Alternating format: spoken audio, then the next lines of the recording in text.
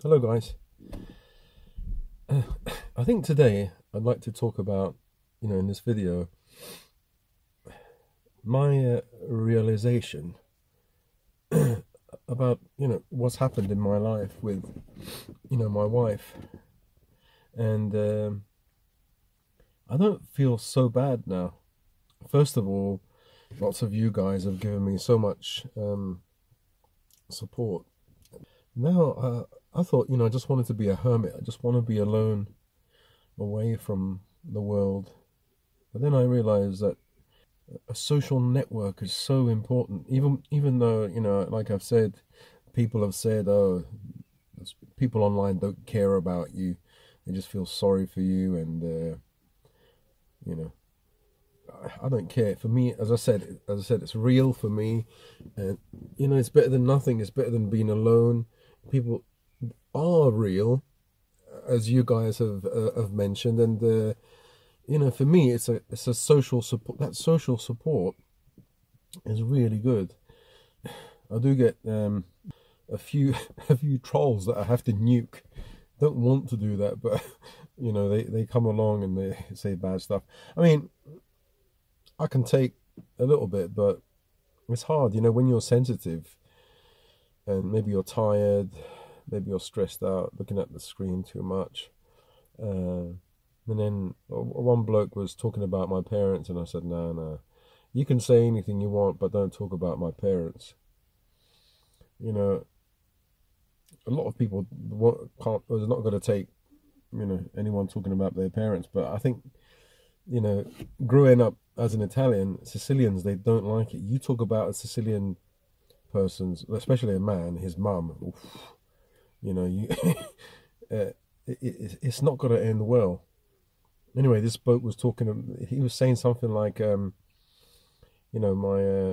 parents were caught with their pants down. Something to do with tax. And I said, okay, that's it. I'm not going to take people talking about my parents. Sorry, I'm sorry, but you have to go. I don't want to do it, but don't talk about my parents. I'm never gonna. I would never do that. You see, that's what I don't get. I wouldn't talk about another person's parents, their mother or the father. Are you mad? No way would I do that. But anyway, yeah. I'm happy that I have all you guys, giving me so much support and kind words. And I think that is so important for someone who's got depression, someone who's got depression, anxiety, or mental health problems. Already, they're already in trouble, And if they hear like negative comments, sent in their direction, then they're gonna,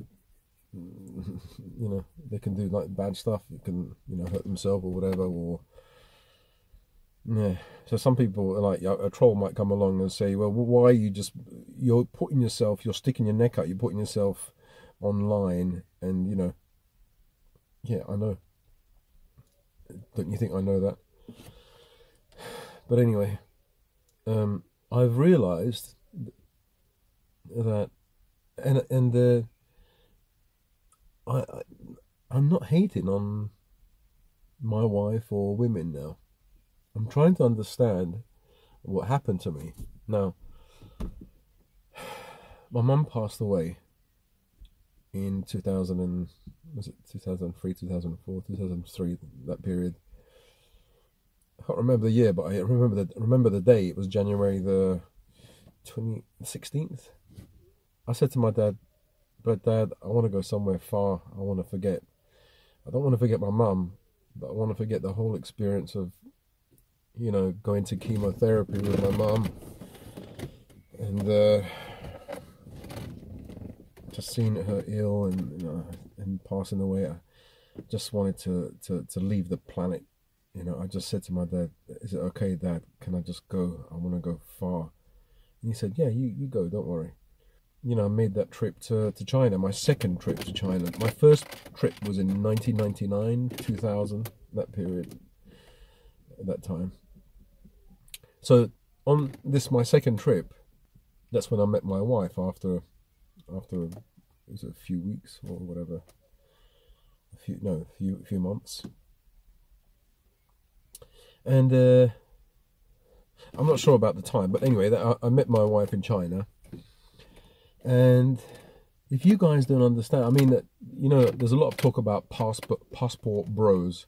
I mean, man, I went to China in 1999, so I know it exactly how things are. Like if you're, especially white in that time, if you were white, but now even if you're a black guy or even maybe Asian, other parts of Asia, if you're basically you're seen as a foreigner and exotic, and the women, you have so many girlfriends.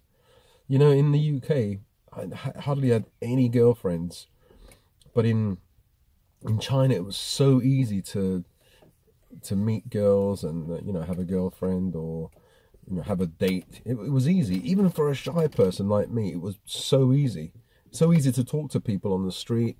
You know, I'd end up talking to people at the supermarket in China, on the street. Yeah. So anyway, the thing is, what I'm trying to say is, because you can tell that I don't script any of this stuff. You know, I just talk from my heart, my mind, you know, and my memory.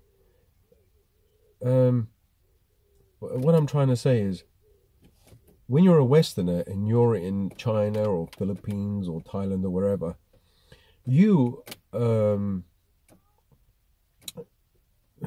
you find a girlfriend, and this might sound, if you're Chinese or Asian, you know, it might be controversial, you know, you might not agree, but I'm just going to say it. Once you have a Western boyfriend or husband or whatever, you're kind of elevated in society. People think, oh, you're a certain level, high level. You know, you have a low level people and you have the high level people who have status, you know, have nice jobs, who have money. And it's very important in Asia, you know, this losing face, you know, status, it's really important. More important than in the West, I think. You have many advantages over the local men, you know, like you're white in China, they like people who are lighter. Most people like people who are lighter. At least at the time where I went, maybe it's different now. I went in 1999 and then 2004, 2000, all the way through to about 10 years ago. I made, I think, many trips. And it was always, that was the case. At least this is what I think, you know, maybe I'm wrong, but that is the case. In fact, in China, there's a saying, there's an ancient saying, and it goes like this, one white covers 1,000 defects. That kind of means, like, you know, if you're a woman and you're light-skinned, even if you have a bent nose or one eye is a bit big, you know, you're still considered more beautiful than the girl who's brown, who's a bit darker, and is perfect. Oh god, I just poked my eye, giving myself a defect. Yeah, but being white covers a defect. I'm not that white though. Not today. I've got a suntan. I'm all brown, but yeah. So in that culture, in their culture, if you're lighter, you're considered more beautiful and more attractive. Because if you think about it, the people who were whiter or lighter, should we say lighter, were people who had money, who didn't have to work in the fields. People who worked in the fields are really dark because they're burnt by the sun, completely brown. They're really, really brown, and so they're considered more poor, aren't they? You know. So automatically, I don't know how that phrase came about, but one white covers 1,000 defects. It's white or light skin is beautiful, and you get that in every. It's not like a racist thing. You get that in every country. Like, you know, even in London, you go to the some shops, and they have, you know, these. I think they have the skin, the cream, the lightening cream or whitening product. You know, for black girls, because you know the light-skinned girls are considered more beautiful. So anyway, forget about that. But So you are like a prize. Nowadays, maybe if you're black, you're still a prize, but a Western person, right? Just think about Western people. And look, to think about myself at the time, I was considered like a prize, they think you've got money, you're tall, you're a Western, like white person. You're more attractive than the average guy there. The problem is and then you can also find a woman who's younger than you, 10, even 20 years younger than you, or in the Philippines, maybe 30 years younger than you. And it's not a massive problem. In Thailand, not so much, but in Philippines, it's not a massive problem. In China as well, 15 years, it's not a massive problem. But the problem is, or it can be, when you bring your Asian wife or girlfriend over to the West, then a whole set of problems can arise, not all the time.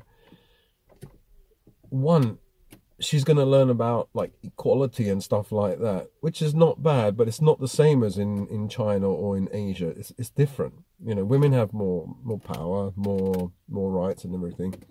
And so she's going to start thinking, oh, this is interesting. But she still loves you. You're her husband, you're her boyfriend. Then she starts to see guys, Western guys, who are more handsome. You're maybe a 4 or 5. She's going to see 6, 7, 8, like more handsome, taller, guys who've got better jobs than you. Like, I can be on benefit, right? And earn more money than the local guys in the Philippines or in China. So because of the exchange rate, you still have enough money. But if you're on benefits here in the UK because you have depression or illness or whatever, or arthritis, and you can't work, then you're at the bottom of the rung. So then she starts to see, oh, okay, he doesn't actually have a lot of money, and in society he's here, whereas in China or wherever, you're up here. So all the benefits that she had when she was in Asia, she's losing all those benefits. And then what happens is, if you get married, if you've got £1 million or whatever,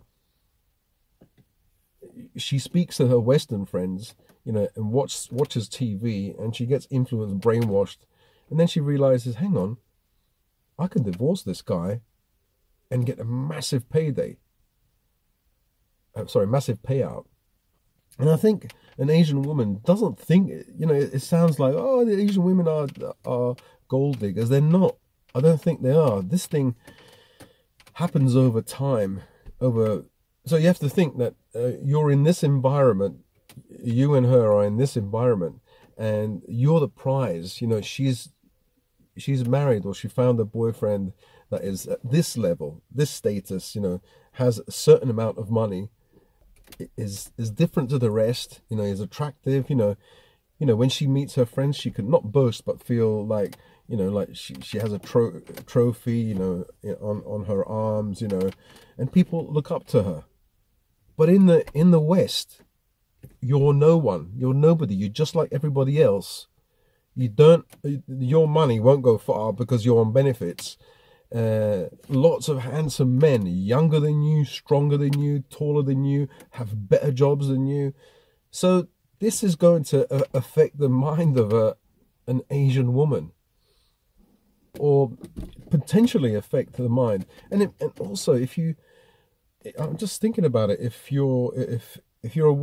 I'm in a woman's shoes, and then you tend to fall out of love anyway, but you stay with that person, you become brother and sister, you don't really do anything anymore, you're not really intimate.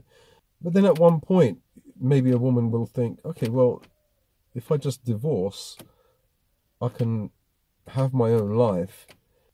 Like the magic is over. And this happens because you brought your wife or your girlfriend to the West. You see, the whole magic, the set of circumstances has changed.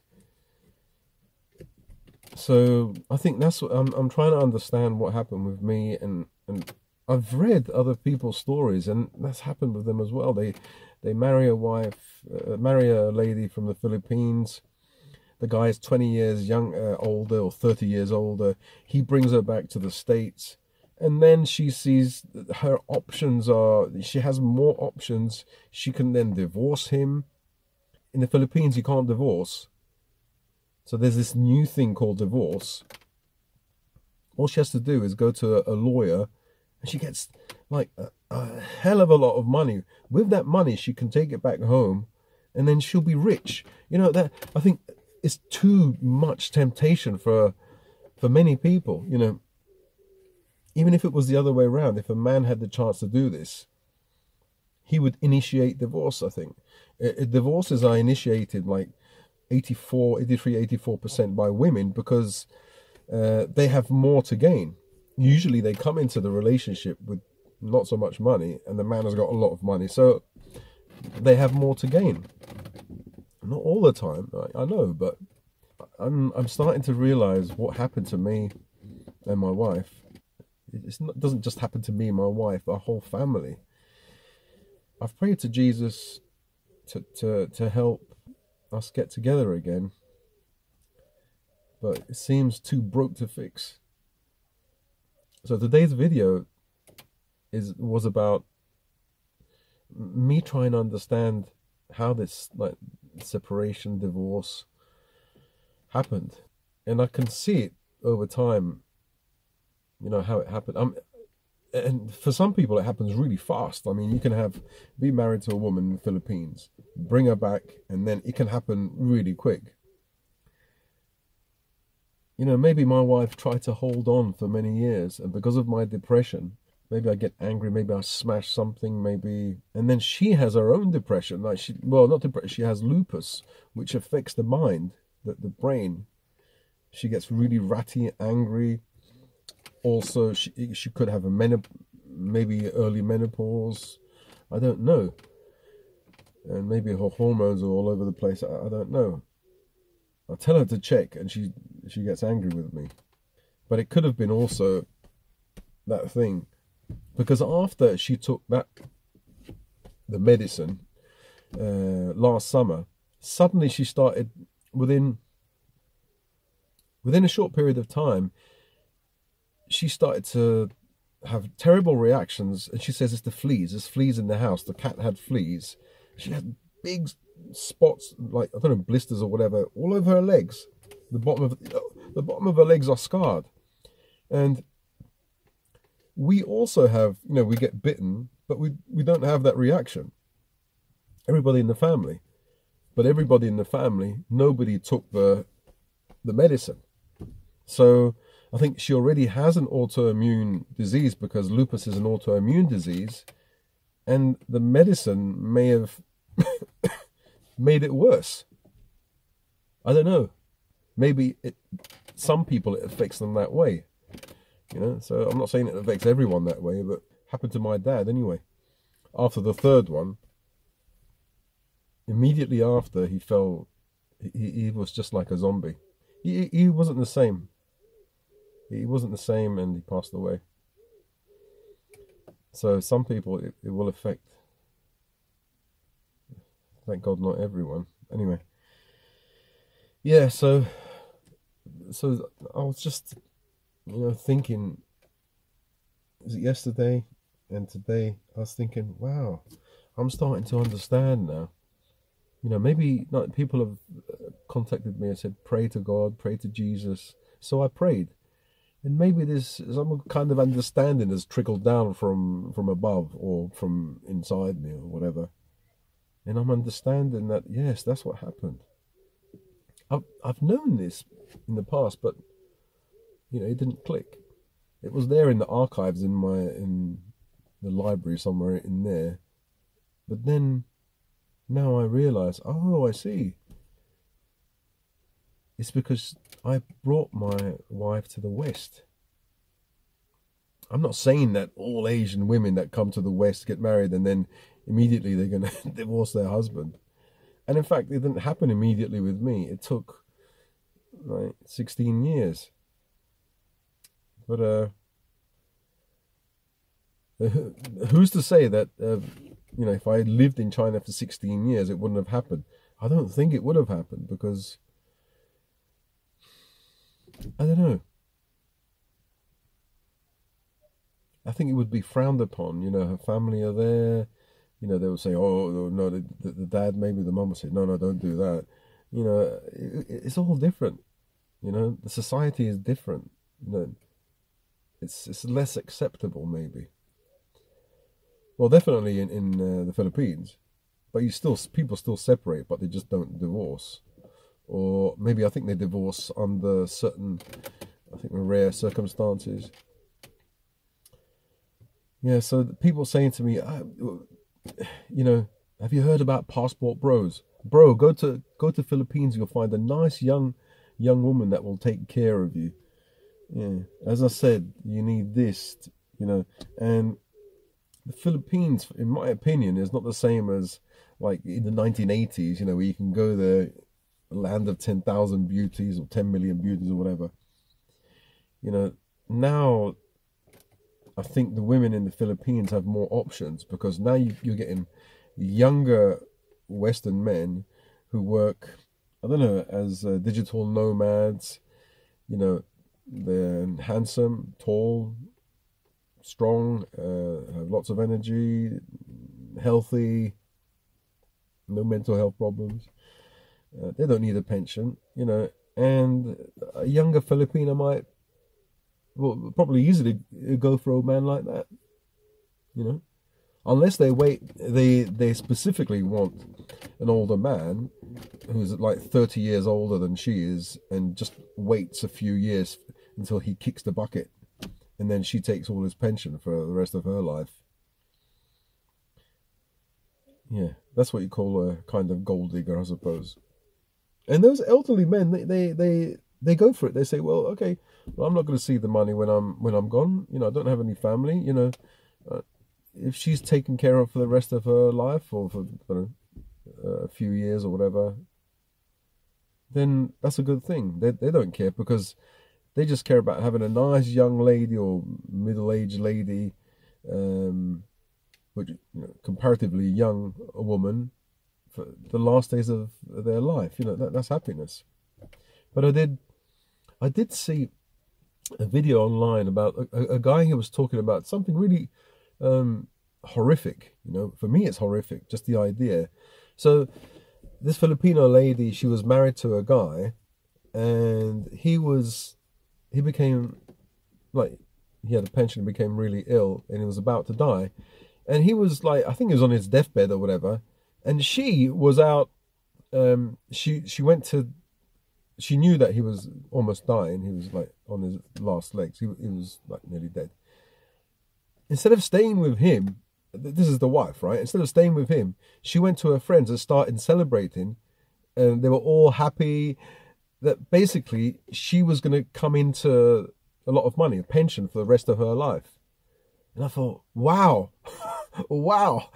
I mean, poor guy. I mean, it wouldn't make any difference, I suppose, in his last few hours, but that's sad. That is really sad. Sad for that woman as well. What kind of conscience could you have? You know, celebrating that her foreign husband is going to pass away and she's going to come into loads of money. I mean, you have to be a piece of work to, you know, to stay with a man so many years, maybe do stuff, intimate stuff, you know, and I don't understand. It's probably rare.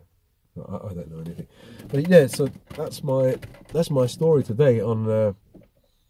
And then you do get the gold diggers as well. You know, there's people saying to me, "Oh, go to the Philippines, go to Thailand. You'll never regret it." I've heard stories where people do regret it. Men do regret it. They fall in love with a bar girl, or they fall in love with a lady, and then they ask you to pay their internet. Oh, I haven't got any money, so can you pay my load?